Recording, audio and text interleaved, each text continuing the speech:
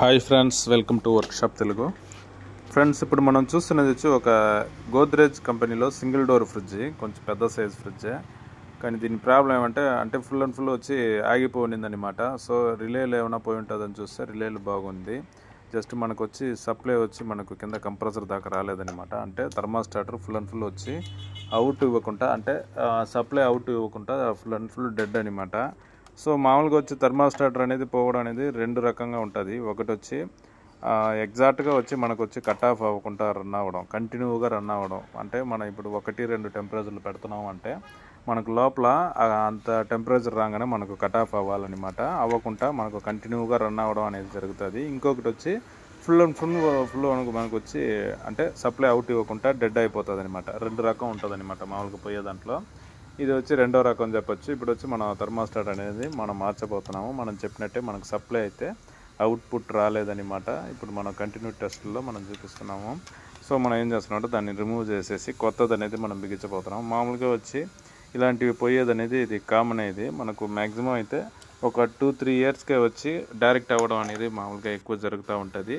అంటే ఇది పూర్తిగా ఆగిపోక ముందు వీళ్ళకి వచ్చి కంటిన్యూగా రన్ అవ్వడం అనేది జరిగి ఉంటుంది. ఎక్కువ ఐస్ గడ్డ కట్టడం, కరెంటు బిల్లు కొంచెం ఎక్కువ రావడం, లేదు మనకు వచ్చి కింద పెట్టే వెజిటబుల్స్ చెడిపోవడం, లేదు ఎక్కువ కూలింగ్ రావడం వల్ల చెడిపోవడం, అలాంటివన్నీ జరుగుతుంది. పైన ఎక్కువ రాయిలాగా ఐస్ గడ్డ కట్టేసింది అంటే మనకు కింద వెజిటబుల్ బాక్స్ దాకా అంత పర్ఫెక్ట్గా కూలింగ్ అనేది కింద దిగదనమాట.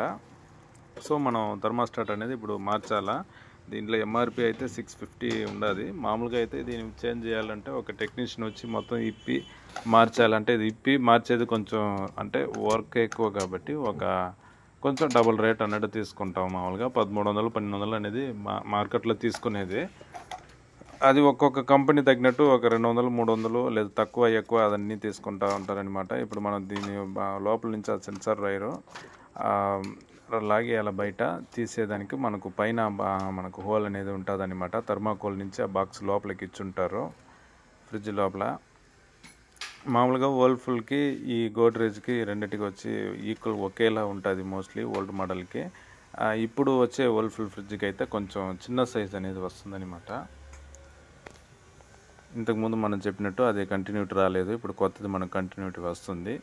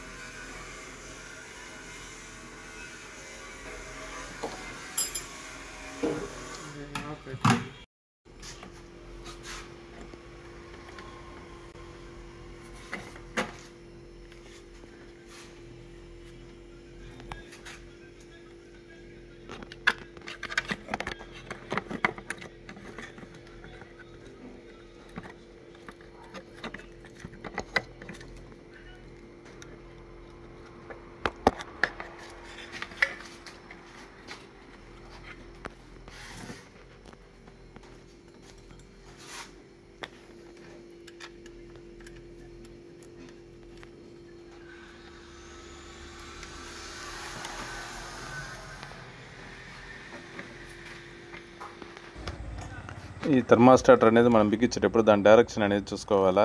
0 నుంచి 7 వరకు అనేది ఏ పక్క వస్తుంది, ఆపితే ఏ పక్క వస్తుంది అనేది చూసుకొనేసి బిగించాలన్నమాట. మనం కొంచెం ఆపోజిట్ సైడ్ బిగించినామంటే మనం 7లో పెట్టినామో 1లో పెట్టున్నామో అనేది తెలియదు, తల కింద ఉంటుంది అనమాట. సో అది కరెక్ట్గా బిగిస్తే అక్కడ మామూలుగా రోజు వాడే వాళ్ళకి ఇబ్బంది లేకుండా ఉంటుంది. బిగించేసి సేమ్ మనం ఇంతకుముందు ఎక్కడ తీసినామో ఆ ప్లేస్లోనే మనం లోపల దోపితే కింద వచ్చి కరెక్ట్గా కూలింగ్ కాయిల్ షీట్ దగ్గరికి వస్తుంది. దాన్ని అదేవిధంగా ఇంతకుముందు ఆడ ఉండిందో ఆడే పెట్టేసి ఆ ప్లాస్టిక్ ప్యానల్ అనేది మనం పెట్టేసి పైన స్క్రూ అనేది మనం వేయాల్సి వస్తుంది. వేసిన తర్వాత మనం పైన దాని రేక్ అయితే మనం క్యాప్ బిగించేయాలా. దీనికైతే మొత్తం మీద ఒక 6 స్క్రూ అనేది వస్తుంది. బ్యాక్ సైడ్ 2, పైన ఒక 4 అన్నట్టు వస్తుంది. కొన్నిటికి వచ్చి స్టార్ స్క్రూ అన్నట్టు ఉంటుంది, ఫ్లాట్ వచ్చినట్టు ఉంటుంది, లేదా 10mm బిట్టు ఉన్నట్టు ఉంటుంది అనమాట పైన నట్టుది.